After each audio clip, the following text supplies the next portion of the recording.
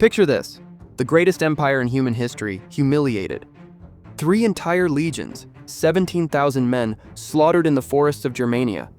The eagles of Rome, symbols of invincibility, paraded as barbarian trophies. For 6 years, that defeat festered like an open wound in the Roman psyche. Then came Germanicus Julius Caesar, nephew of Emperor Tiberius, commanding 8 legions with a single mandate: make Germania bleed. What followed wasn't just a military campaign. It was Rome's reckoning, a systematic devastation so complete that ancient historians called it ultio, vengeance incarnate. The year is 14 AD. Augustus Caesar, Rome's first emperor, has just died.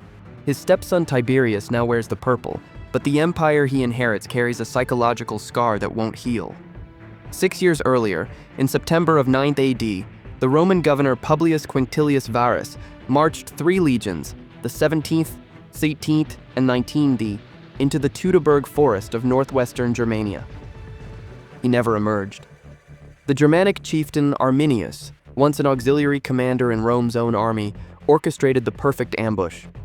In 3 days of running slaughter through forest ravines, 17,000 Romans died. Varus fell on his sword. Arminius nailed captured centurions to sacred oak trees and buried officers alive as sacrifices to Germanic gods. The eagles, golden standards representing each legion's soul, became trophies in barbarian halls. When news reached Rome, Augustus allegedly beat his head against palace walls, shouting, "Quintilius Varus, give me back my legions!" But Teutoburg wasn't just a military disaster. It represented existential threat. Augustus had envisioned Germania as a province, with the Elbe River marking Rome's northern frontier. Arminius shattered that dream. The Rhine became the de facto border, and Rome's Germanic policy shifted from conquest to containment. Behind that river, 20,000 legionaries manned fortified camps, staring across at forests that had devoured their brothers. Enter Germanicus Julius Caesar. Born in 15 BC, he was everything Rome idealized: battlefield commander, skilled orator, Augustus's adopted grandson, and married to Agrippina the Elder, granddaughter of Augustus himself. By 14 AD, Germanicus commanded the army of Germania, superior and inferior, 8 full legions comprising approximately 40,000 men, plus equal numbers of auxiliary troops. He was 29 years old. When Tiberius ascended, whispers spread that Germanicus, far more popular with both army and people, should have been emperor instead. Perhaps sensing this tension, perhaps driven by genuine honor, Germanicus requested permission to cross the Rhine. Not to conquer Germania, but to punish it. To recover the lost eagles. To teach the Germanic tribes that Rome's mercy had limits. Tiberius granted authorization, though historians debate whether reluctantly. The stage was set for 3 years of campaigning, from 14 to 16 AD, that would see Germanicus transform from young general into Rome's instrument of retribution. The tribes beyond the Rhine, unified briefly under Arminius's charisma after Teutoburg, had splintered back into their traditional rivalries. The Cherusci, Arminius's own people, the Chauci along the northern coast, the Marsi, Bructeri, and Chatti deeper inland. Germanicus would face them all. This is the story of how Rome judged Germania, and how one man enforced that judgment with iron and fire. Germanicus possessed advantages Varus never had. 8 legions meant numerical superiority approximately 5-1 against any tribal coalition. These weren't green recruits, but veterans of Rhine frontier duty, hardened by years of border skirmishes.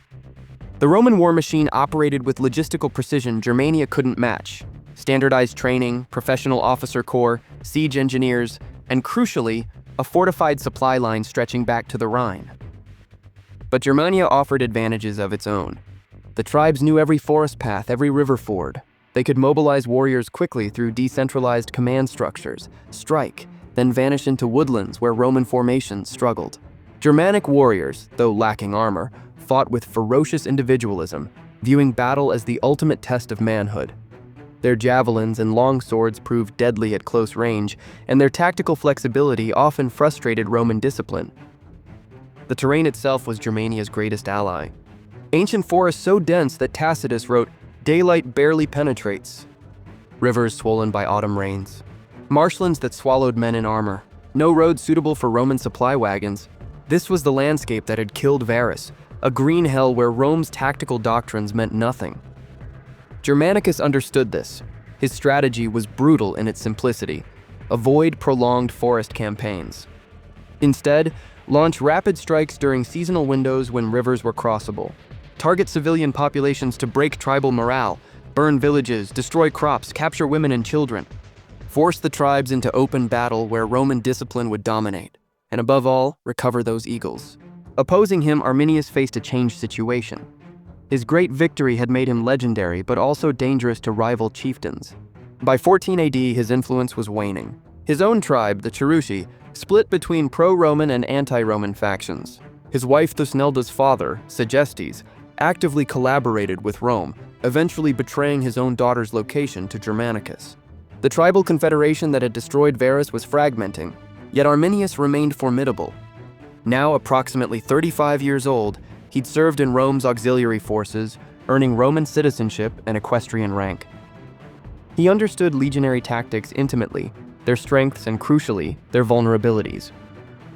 He'd proven he could beat Rome in the right conditions. The question was whether Germanicus would give him those conditions again. In late 14 AD, Germanicus made his first move. He crossed the Rhine with 12,000 legionaries plus 26 cohorts of auxiliaries, approximately 30,000 men. His target, the Marsi tribe celebrating a harvest festival. He struck at night. Roman cavalry surrounded the villages while infantry swept through in coordinated columns. The Marsi, drunk and unprepared, were slaughtered. Germanicus's report claimed 50 miles of territory ravaged. Every village within that radius burned. Survivors fled deeper into Germania carrying news. The Romans had returned and they offered no quarter. It was a declaration of intent. Varus had sought to govern Germania. Germanicus sought only to punish it. But the question gnawed at every legionary's mind as they marched back to winter quarters. Would Arminius respond? And if so, would these forests become Rome's graveyard once again? The answer would come with spring. March 15 AD, ice breaks on the Rhine. Germanicus launches his second campaign with methodical fury. His target, recover the eagles. Intelligence reports place the standard of Legio XIX among the Bructeri tribe. He divides his force into 4 columns, each commanded by a trusted legate, converging on Bructeri territory from multiple directions simultaneously. The Germanic scouts spot one column. By the time they react, 3 more are already behind them. The Bructeri collapse within days. Villages burn. The tribe fractures, some fleeing north, others surrendering. And in a sacred grove, among the altars where Roman officers had been sacrificed, Germanicus finds it, the eagle of the 19th Legion. 6 years after Teutoburg, one eagle comes home, but Germanicus isn't finished. He pushes deeper, reaching the Teutoburg Forest itself, that haunted ground where Varus died. The scene that greets the legionaries stops even hardened veterans cold. Scattered bones whitened by years of exposure. Broken weapons rusted into the earth. Trees still bearing the iron spikes where Romans were crucified. Skulls nailed to oaks as offerings to Germanic gods. Tacitus records the moment. Officers recognized the remains of friends. Some wept, others hardened their hearts to rage. Germanicus orders a burial mound constructed, a massive earthwork covering the bones of thousands. The legionaries work in silence, every man knowing he's burying men who marched under the same eagles they now carry. It's psychological warfare as much as piety. The message to Germania: Rome remembers, Rome honors its dead. And Rome will have payment in blood. Then Arminius strikes, not at the main force, but at a detachment of 4 cohorts under the legate Caecina, returning to the Rhine. The attack comes near the Pontes Longi, long bridges, a raised causeway through marshland. It's a perfect ambush site. Narrow front where Roman numbers mean nothing, sodden ground preventing maneuver, forest cover for Germanic hit-and-run tactics. The first day, Arminius's warriors hit the Roman column's flanks as they're strung out along the causeway. Javelins rain from the tree line. Romans form testudo, shield walls, but the formation slows movement to a crawl. As darkness falls, Caecina's men throw up a marching camp, but the marsh offers no firm ground for ramparts. They spend the night standing in water, Germanic war cries echoing from the darkness.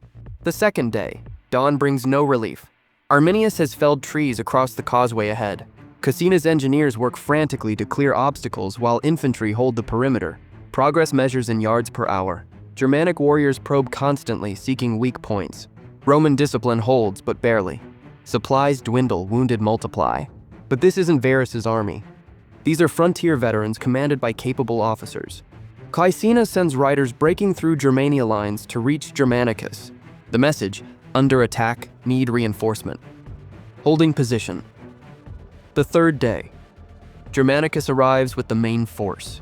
8,000 fresh legionaries crash into Arminius's rear elements. The Germanic warriors, caught between Caecina's defensive position and Germanicus's relief force, break contact and fade into the forest.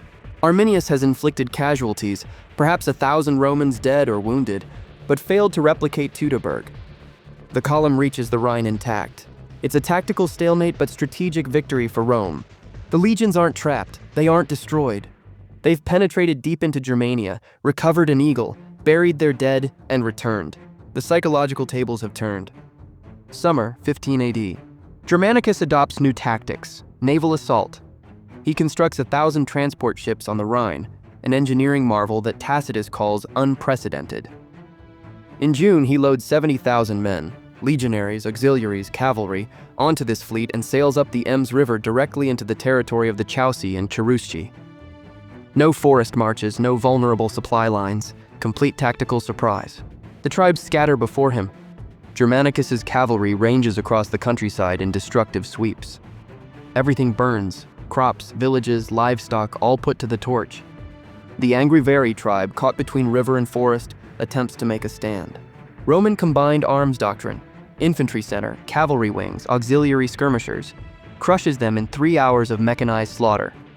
But Arminius is regathering his forces. Near the Weser River, the Germanic Confederation masses for a final confrontation. The numbers are disputed, perhaps 30,000 Germanic warriors against 40,000 Romans. For once, they'll fight on ground approaching open terrain, a plain near the river where Roman formations can deploy properly. Arminius rides before the Roman lines under truce flag, shouting to the auxiliary troops, many of Germanic origin themselves, that they're traitors to their own people. Some historical accounts claim he spoke in Latin, taunting Germanicus personally. The Roman general's response is not recorded in words but in action. The Battle of Idistaviso, modern location unknown, possibly near Minden, begins with Roman cavalry on both flanks charging simultaneously. The Germanic warriors, formed in tribal blocks, surge forward to meet them. It's the collision Germanicus wanted: open field battle where discipline defeats ferocity. The legions advance in wave formation. First line engages, second line ready to rotate in, third line holds reserve. It's machine precision against warrior courage.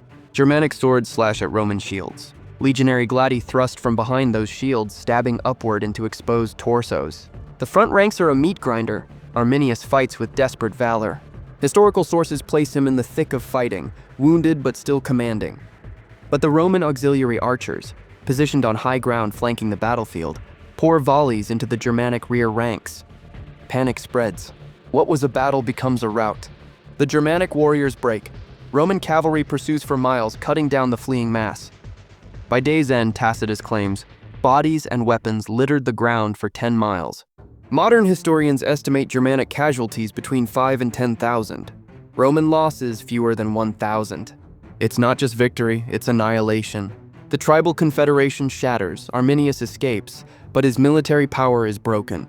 Within days, Germanicus recovers another eagle, the standard of Legio 58, held by the Chauci. 2 eagles recovered, 8 tribes devastated. Germania has been judged. The sentence: fire and steel. The campaigns of 1416 AD cost Germania dearly. Casualty figures are imprecise.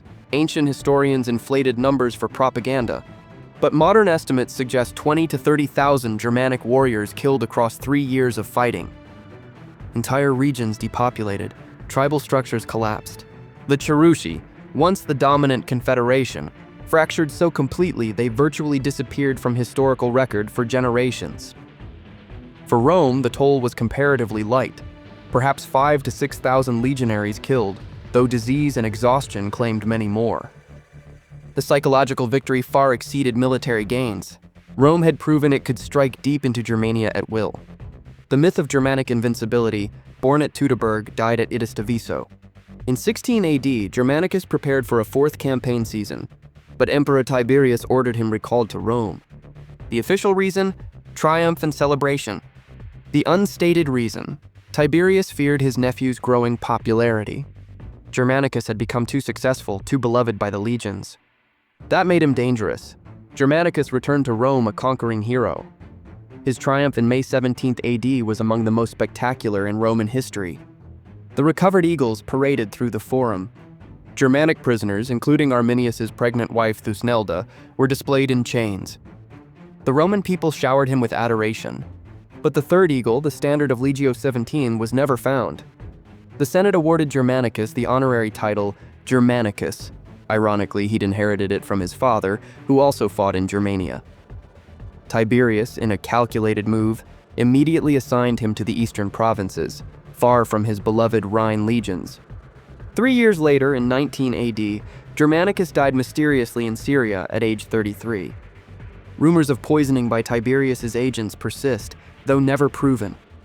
Arminius outlived his nemesis by only 2 years. Without Roman pressure uniting the tribes, old rivalries resurfaced. In 21 AD, fellow Germanic chieftains assassinated him, viewing his ambitions as tyrannical. He was approximately 42 years old. History lost him for 17 centuries until German nationalists rediscovered him as a symbol of resistance to Rome. Today, a massive statue, the Hermannsdenkmal, stands in Teutoburg Forest, commemorating his victory over Varus. But the larger verdict of history favors Rome. Germania never unified. The Rhine remained the frontier for another 400 years. The campaigns of Germanicus ended any realistic Germanic threat to the empire's heartland. Where Augustus had dreamed of conquest, Tiberius achieved something more practical: security through devastation. In the calculus of empire, Germanicus succeeded brilliantly. He restored Roman honor, recovered sacred standards, and punished the tribes so thoroughly they posed no significant threat for generations. Whether that brutality constitutes justice or war crime is a question each generation must answer for itself. The primary source for Germanicus's campaigns is the Annals of Publius Cornelius Tacitus, written approximately 70 years after the events. Tacitus, himself a senator and historian of considerable skill, had access to official military records and personal accounts from survivors. While his narrative contains obvious pro-Roman bias and likely exaggerated casualty figures, modern archaeology has corroborated many of his geographical and tactical details. The battlefield of Idistaviso, if correctly identified near modern Minden, yielded Roman weapons and artifacts consistent with early 1st century military equipment. Excavations at Calcrease Hill, widely accepted as the Teutoburg Forest battle site, provide context for the carnage Germanicus's legionaries witnessed when they reached that haunted ground. According to archaeological evidence from Roman frontier camps along the Rhine, military activity dramatically increased during 14-16 AD, with expansion of fortifications and supply depots exactly as you'd expect supporting major offensive operations. The Res Gestae Divi Augusti, Augustus's autobiography, and fragmentary inscriptions from military tombstones provide supplementary details about legionary deployments and casualties. For those wanting deeper exploration, I recommend Adrian Murdoch's Rome's Greatest Defeat, Massacre in the Teutoburg Forest, for context on the disaster that motivated Germanicus's campaigns, and Lindsay Powell's Germanicus, The Magnificent Life and Mysterious Death of Rome's Most Popular General, for comprehensive biography. Peter Wells's The Battle That Stopped Rome offers archaeological perspective on Romano-Germanic warfare. This conflict represents one of history's great counterfactuals. Had Arminius lost at Teutoburg, Germania might have been Romanized like Gaul or Britannia. Had Germanicus been allowed to continue campaigning instead of recalled by Tiberius, he might have completed the conquest Augustus envisioned. The Rhine frontier might have been the Elbe. Germanic tribes might have adopted Latin. Western European history turns on these pivots. If you found this exploration of Rome's vengeance fascinating, there are related stories worth discovering. The campaigns of Julius Caesar in Gaul that preceded this conflict by 70 years. The Gothic invasions that would eventually overwhelm Rome's descendants 4 centuries later. The life of Arminius himself, Germanic liberator or warlord depending on perspective. History's judgments aren't final. Each generation reassesses, but the facts remain. In 16 AD, Germanicus stood at the Weser River, 2 recovered eagles behind him, Germania burning before him, and Rome's honor restored. That much is indelible.